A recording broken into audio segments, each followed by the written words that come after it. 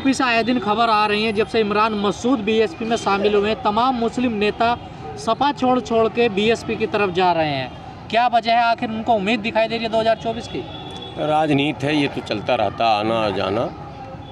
आपको पता होगा जिसकी सरकार है केंद्र में भारतीय जनता पार्टी, उनके पास 100 से अधिक ऐसे सांसद हैं जो अन्य दलों से आए हुए हैं, बाद में वो उनके सांसद बन गए।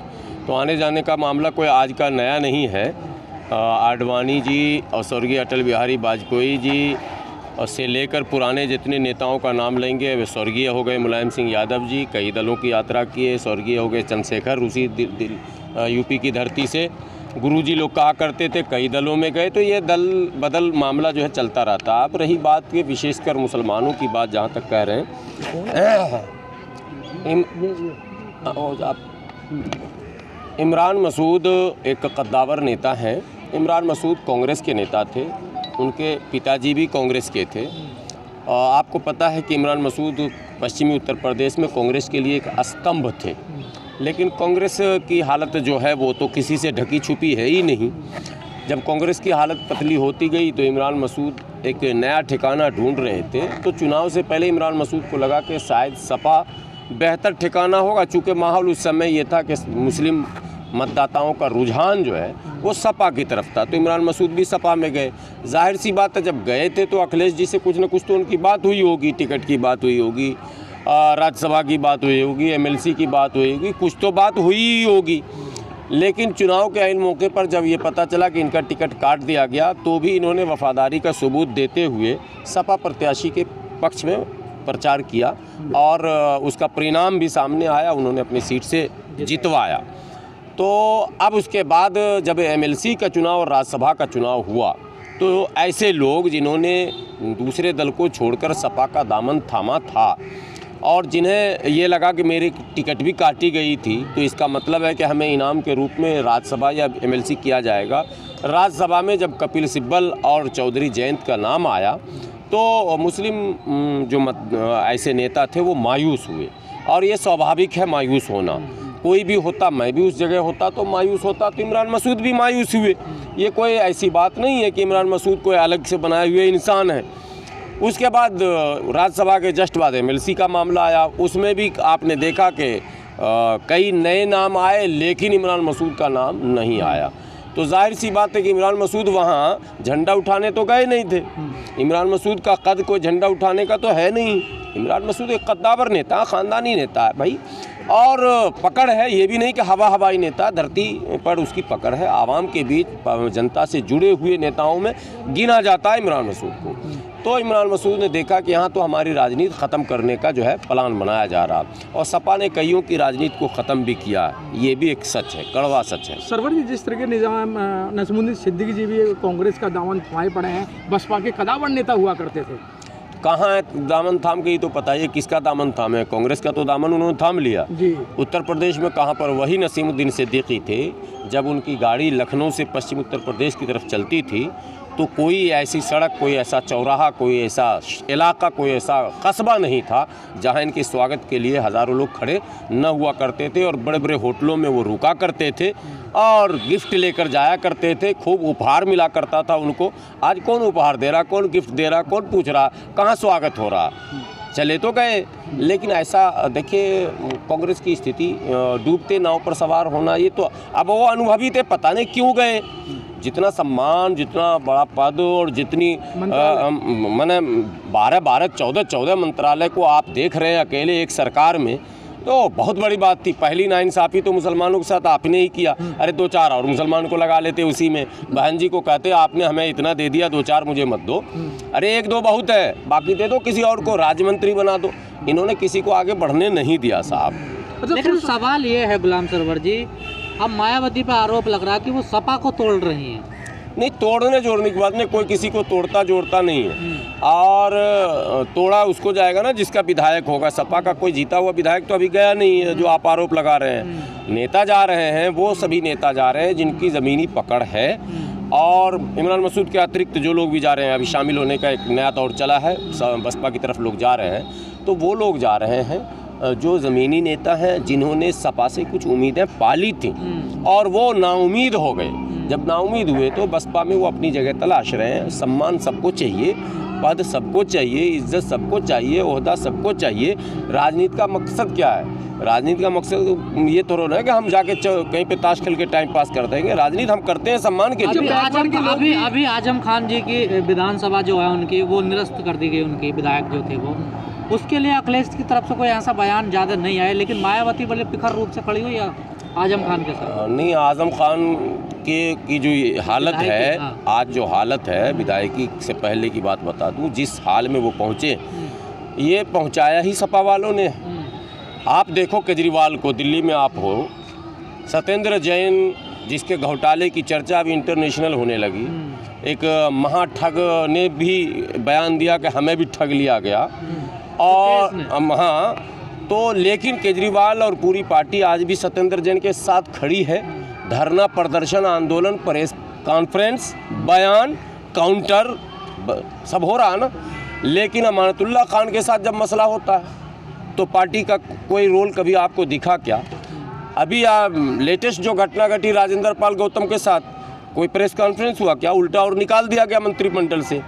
तो ये समझना चाहिए लोगों को कि मानसिकता, अखिलेश जी जैसे केजरीवाल जी हमारे हनुमान भक्त हैं और हनुमान जी की कृपा से मुख्यमंत्री बने हैं, हम लोगों के वोट से नहीं बने हैं, वैसे ही अखिलेश जी भी आपको याद होना चाहिए कि गदा लहरा रहे थे गदा, और भगवान परशुराम की मूर्ति का अनावरण कर रहे थे और कह रहे थे कि सरकार हमारी बनेगी तो हम परशुराम के नाम से ये बनाएंगे, वो बनाएंगे। तो मानसिकता का तो पता चलता है जब आपकी मानसिकता मनुवादी हो जाएगी। हमारी लड़ाई किसी जाति से नहीं है ना साहब, न किसी जाति से, न किसी व्यक्ति से, विचारधारा और मानसिकता से।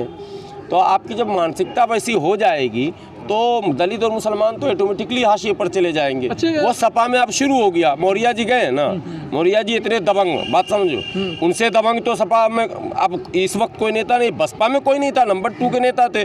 स्वामी प्रसाद मौर्य की बात कर रहा हूँ मैं। सर लड़की को मेंबर ऑफ पार्लियामेंट बना लिया ना सर बीजेपी में जाके। अब मैं क्या कर रहा हूँ कि वो नेता जो बसपा में नंबर 2 का हो, भाजपा में जाने के बाद स्वयं मंत्री बना हो, बेटी को सांसद बनाया हो, सपा में आने के बाद उसकी क्या स्थिति है ये मैं पूछना चाह रहा हूँ। सपा में क्या वो कद है? सपा में क्या वो ओहदा है? वो किसी को टिकट दिलाने के लायक है क्या? बसपा में, भाजपा में, दोनों जगह उनको मिला जुला के सम्मान मिल गया था। बसपा के तो वो फाउंडर में से शुरू से थे। अच्छा सरवर जी, देखा गया है कि जो बहन जी हैं उत्तर प्रदेश की पूर्व मुख्यमंत्री मायावती जी मुसलमानों पर बहुत ज़्यादा फेथ करती हैं। नहीं, मुसलमानों पर फेथ करती नहीं, इससे मैं सहमत नहीं हूँ। हम लोग शुरू से, क्योंकि कोई सा भी इलेक्शन देख लीजिए बहुत ताकत नहीं, बस आप जिस पर भरोसा करते हैं या जिसको आप अपना समझते हैं उसके मन में क्या है ये भी समझने की ज़रूरत है आपको। अगर आपको ये, जैसे आपका बेटा है, बेटा से ज़्यादा प्यार तो आप किसी से नहीं करते हैं, बेटी से ज़्यादा प्यार तो किसी से नहीं करते हैं, लेकिन बेटा बेटी के मन में क्या चल रहा है ये भी माँ बाप को पता होना चाहिए, वरना बच्चे को आप कंट्रोल नहीं कर सकते। केवल आप अपनी बात थोपेंगे, निर्णय खुद लेंगे। बच्चा आपका बड़ा हो चुका है तो कुछ उसकी राय, कुछ उसका सलाह भी तो होना चाहिए। आपका मतदाता था मुसलमान, एक मुश्त वोट आपको दिया था। साहब काशीराम ने जब कहा कि दलित मुसलमान करो विचार, कब तक सहोगे अत्याचार, तो आपको इलियास आज़मी आपके थे, बहुत सारे नेता आपके थे, और आम मुसलमान सीधा जानता था कि भाई ये कम्बिनेशन ऐसा है कि ये हमको केंद्र तक पहुंचा सकता है, दलित मुस्लिम कम्बिनेशन। और आज भी संभव है, असंभव कुछ नहीं है। आज भी पूरे भारत के दलित मुसलमान अगर एक प्लेटफॉर्म पर आते हैं तो पिछड़ों की बड़ी आबादी उनके साथ आती है ऑटोमेटिकली, और सत्ता का समीकरण बैठता है, कहीं से गुना भाग कर आप देख सकते हैं। तो ये बात बहन जी को समझना चाहिए था। हमें जब ज़रूरत है ही नहीं समझे तो आप फिर उसका साथ क्यों ले रहे हैं? आपकी कौन सी मजबूरी थी कि अगर मुलायम सिंह से आपका मामला बिगड़ा तो आप भाजपा में चली जाएंगी? आपको अकेला संघर्ष करना चाहिए था, पहली गलती। दूसरी नहीं, कौन सी लोग, हमारी तो नहीं मांगती, वोटरों की मांग थी। नहीं, बिल्कुल गलत। अब आप फिर मैं बताता हूँ। उसके बाद फिर आप लगातार आपने सोशल इंजीनियरिंग के नाम पर आपने ब्रजेश पाठक को लाया। ब्रजेश पाठक आपके हुए क्या? आपने सतीश चंद्र मिश्रा को लाया, आपको वोट दिला पाए क्या समाज का? लेकिन गुलाम सरवर तो समाज का वोट दिला रहा ना, दिला रहा था। 2007 में आपको पूर्ण बहुमत ऐसे नहीं मिला। जब तक कि 100% दलित और मुस्लिम वोट नहीं पोल करेगा, किसी की भी सरकार पूर्ण बहुमत की नहीं हो सकती। तो जब ये बिखराव जो हुआ है तब से हुआ है, जब से इनके फैसले गलत होने लगे। आज भी समय है, कुछ नहीं, जब जागा तब सवेरा। मैं तो फिर आप लोगों के चैनल के माध्यम से कहता हूँ, बहन जी को, आदरणीय बहन जी हमारे समाज की बहन है, पूरे देश को गर्व है कि एक ऐसी महिला हमारे समाज से जो चार बार उत्तर प्रदेश जैसे बड़े राज्य के मुख्यमंत्री पद को सुशोभित की है। लेकिन अभी भी समय है कि वो बाबा साहब के बताए रास्ते पर आ जाएं। समाज कल्याण और समाज हित में, मैं ये नहीं कह रहा हूँ कि आप ब्राह्मणों का विरोध करो, ब्राह्मणों को गाली देना ये अम्बेडकरवादी नहीं है। कोई अम्बेडकरवादी अगर सुबह उठे शाम उठे ब्राह्मण को गाली बकने लगे, समझ जाओ वो गलत आदमी है। हमारा किसी जाति और किसी समुदाय या किसी, हमारा मामला अपना है। हमारे पेट में दर्द है तो हमको जो कैप्सूल चाहिए वो हम खाएंगे कि नहीं खाएंगे। हम दूसरे के पेट की दर्द की बात नहीं कर रहे हैं। अच्छा सरवर जी, 4 बार बहन जी मुख्यमंत्री रही और भी सरकारें नहीं, लेकिन बहन जी के शासन में तो हिंदू मुस्लिम होता नहीं है ना सर? नहीं, ये एक अलग विषय है। देखिए, हिंदू मुस्लिम नहीं होता था, लॉ एंड ऑर्डर सबसे बेहतर था, वो सारी क्रेडिट उनको जाती है। बहुत सारे और ऐतिहासिक काम हुए हैं जिसे गिनाया जा सकता है, गिनाया जाता है। लेकिन एक बात जान लीजिए कि जब कह दिया गया कि ये 11,000 वोल्ट का तार है, इसको नहीं छूना, जिसने भी इतिहास में उसको छुआ है वो बर्बाद हो गया है। आप फिर छूने क्यों गए? हमने कहा उससे आप दूरी रखिए।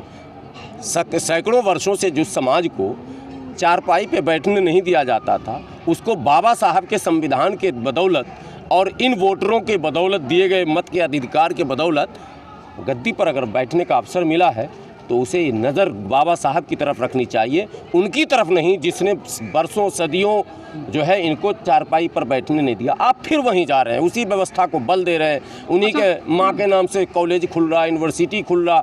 आपको पता है सतीश चंद्र मिश्रा कितने पैसे के मालिक हैं? अगर क्या हमारे समाज, मैं कहता हूँ राजनीति में सब कमा रहा, तो सब कमा रहा, सब कमा चुका है, सब कमा चुका है, सबके बैंक बैलेंस हैं। 20 साल से भारत की सदन में ये बहस हो रही है कि विदेश के बैंकों में, वो कौन सा बैंक है विदेश में? Swiss bank. वहाँ जो है इनके पैसे, उन्होंने लिस्ट लेकर, भारतीय जनता पार्टी 2013 की बात बता रहा हूँ, मैं तो लिस्ट बता दूंगा, मैं तो नेताओं का नाम बताऊँ, नाम किसी ने नहीं बताया, लेकिन इतनी बात तो तय है कि सबके पैसे वहाँ हैं। लेकिन किस दलित के पैसे हैं? बहन जी के शायद हो तो हो, क्योंकि बहन जी को अवसर मिला। अगर समाज के और लोगों को भी अवसर देते तो उनका भी पैसा चला जाता स्विस बैंक में। आप जाइए ना दलित बस्तियों में, देखिए ना स्थिति। अच्छा सरवर जी, चलते चलते दिल्ली के चुनाव का बिगुल बच चुका है, एमसीडी चुनाव का बिगुल बच चुका है। एक तरफ दिल्ली का मुख्यमंत्री कहता है कि भाई नोट पे लक्ष्मी जी गणेश का फोटो होना चाहिए। नहीं, धार्मिक दृष्टिकोण से अगर देखेंगे, दो नज़रिया है, एक संवैधानिक दृष्टिकोण से, सामाजिक दृष्टिकोण से, एक धार्मिक दृष्टिकोण से। तो धार्मिक दृष्टिकोण से अगर अकॉर्डिंग टू हिंदू धर्म, लक्ष्मी और गणेश का मतलब तो पूजनीय है ना हिंदू धर्म में, तो अगर आप धार्मिक दृष्टिकोण से देखेंगे तो वेद में है, विद्या ददाति विनयम, विनया ददाति पात्राताम, पात्रतया धर्माप्नुति, धनात् धर्म ततः सुखम। तो केजरीवाल जी को ये पढ़ लेना चाहिए था। अगर आपको हिंदू बनना तो पक्का बनिए ना, कच्चा क्यों बन रहे हैं? वेद कहता है कि अगर धन उपार्जन करना है, सुख शांति अगर प्राप्त करनी है तो आपको विद्यालय प्राप्त करना होगा। तो आप विद्यालय की ओर बढ़िए ना। आप तो कह रहे हैं कि हम नोट में छाप देंगे। अगर नोट में छापने से आप सब करोड़पति हो जाता तो फिर अभी आज ही कर लिया जाए। मैं भी करोड़पति होना चाहता हूँ, मैं तो कह रहा हूँ, समर्थन करता हूँ। तो ज़रा सा टाइम पीरियड बता दीजिए केजरीवाल जी कि कितने साल में अगर लक्ष्मी जी और गणेश जी की तस्वीर छप जाए नोट पर तो 6 महीने में, 1 साल में भारत जो है सब सारे गरीब अमीर हो जाएंगे, तो हम लोग समर्थन कर देते हैं। ऐसा नहीं है, विद्या मार्ग है, ये धर्म के अनुसार भी। अब आप आ जाइए सामाजिक दृष्टिकोण से। सामाजिक दृष्टिकोण से हमारा देश जो है वो सेकुलर डेमोक्रेटिक है। यहाँ उन तमाम प्रतीकों और चिन्हों से हमें बचने की आवश्यकता है जिससे किसी विशेष समुदाय की प्रभुत्व का झलक नजर आए, और इससे झलक नजर आएगा। एक तीसरी बात बता दूं, लक्ष्मी और गणेश की तस्वीर होगी, दारू के अड्डे पर जाएगा, मीट के दुकान पर जाएगा, वो पैंट के पीछे लेकर बैठेगा। अब क्या मतलब हिंदू धर्म का इतना बड़ा अपमान आप कर रहे हैं? केजरीवाल का पलक नहीं होता, शॉट हो गया, तार हिल गया। सर IIT होल्डर, हाँ तो तार हिल गया है। धर्म पढ़िए तब धर्म की बात कीजिए। आप IIT है तो आप क्यों धर्म की बात कर रहे हैं? दूसरों को करने दीजिए ना, धर्म की बात धर्म के लोग करेंगे ना। सर उन्होंने ये सोचा ना कि बीजेपी के कहने से पहले मैं ही ना ये बात कह दूं, ये बात तो बीजेपी कहने वाली थी ना। तो फिर बीजेपी पर आप आरोप क्यों लगा देते हैं? दोनों चीज़ें मतलब आप गेम दोनों सारा खेल आप ही की तरफ रहेगा। बिल्कुल नहीं, जनता मूर्ख नहीं है, रोटी खाती है तो इतना तो अकल सबको। सिक्के के दो पहलू हैं। आज के युग में न आज का युवा पढ़ता है, लिखता है, देखता है, सोशल मीडिया पर एक्टिव है, दुनिया देख रहा है। देखिए दुनिया मुट्ठी में है, ये आपके हाथ में है ना, पूरी दुनिया है। आपको आप संकीर्ण बनाना चाहते हैं, आप 200 साल 500 साल पुरानी वाली सोच लाना चाहते हैं, वो आज के युवा नहीं करेंगे। आज के युवा अपनी मुट्ठी में दुनिया रखे हुए हैं, देखते हैं। लेकिन सरवर जी हाँ। रुकिए सरवर जी, आप लगातार कहते रहे हैं कि ईडब्ल्यूएस जो आरक्षण है वो गैर संवैधानिक है, लेकिन सुप्रीम कोर्ट ने आज फैसला आया, उन्होंने कहा संवैधानिक है ये। सुप्रीम कोर्ट का फैसला सर्वमान्य होता है। अयोध्या में भी जो फैसला आया, आपको पता है फैसला कैसा था, सर्वमान्य हुआ, सबको स्वीकार करना पड़ा। भारतीय संविधान के अनुसार सुप्रीम कोर्ट के आदेश को चैलेंज करने का रास्ता यहाँ पर नहीं है, ठीक है। और जो विधि विशेषज्ञ है वो बताएंगे, लेकिन मैं आज भी कहता हूँ कि ईडब्ल्यूएस असंवैधानिक है, गैर कानूनी है। भारतीय संविधान के अनुसार आर्थिक आधार पर किसी को आरक्षण नहीं दिया जा सकता है, वो सामाजिक व्यवस्था है। तो उत्तर प्रदेश की खबर है, अम्बेडकर जी की मूर्ति पर कि आज एक तत्वों ने काली पोत दी, लेकिन जब उसकी महिलाएं प्रदर्शन कर रही थी तो महिलाओं पर जो पुलिस ने लाठीचार्ज किया, क्या कहेंगे? इससे पहले हाथरस की घटना में आपने देखा होगा, पूर्व प्रधानमंत्री स्वर्गीय चौधरी चरण सिंह के पोते, पूर्व केंद्रीय मंत्री के बेटे और वर्तमान में एक दल के राष्ट्रीय अध्यक्ष जयंत चौधरी गए थे हाथरस। पुलिस ने किस तरह से पीटा था, वो वीडियो तो आपने देखा होगा ना। कोई कार्रवाई नहीं हुई, यही तो लड़ाई है। आप बैनर देखिए ना, सेव कॉन्स्टिट्यूशन, मामला तो खतरा यहाँ है ना। सब जगह मनमानी हो रहा, संवैधानिक व्यवस्था को ख़त्म किया जा रहा। मतलब आपने हमारा अपमान किया, हम सिर्फ रोष प्रकट करने सड़क पर जा रहे हैं ना, हमने लाठी डंडा आगजनी तो नहीं किया, हम रोष प्रकट कर रहे हैं जो कि संवैधानिक है। आप हम पर डंडा चला रहे हैं। जी मूर्ति पर काली कौन पोत सकता है, वो कौन लोग? ये अब ये भी आप पूछेंगे हमको कौन पीट सकता है, ये तो स्वाभाविक है। बाबा साहब का जो दुश्मन होगा, जो उनके विचारों का दुश्मन होगा, जो उनके मैंने जिस व्यवस्था की लड़ाई हम लोग लड़ रहे हैं उसका जो दुश्मन होगा, वही ये काम करेगा ना भाई। अगर आपने अभी तक हमारा चैनल सब्सक्राइब नहीं किया है तो सब्सक्राइब करें और घंटी का बटन बिल्कुल भी दबाना ना भूलें, ताकि सभी लेटेस्ट खबरें पहुंच सकें आप पे सबसे पहले।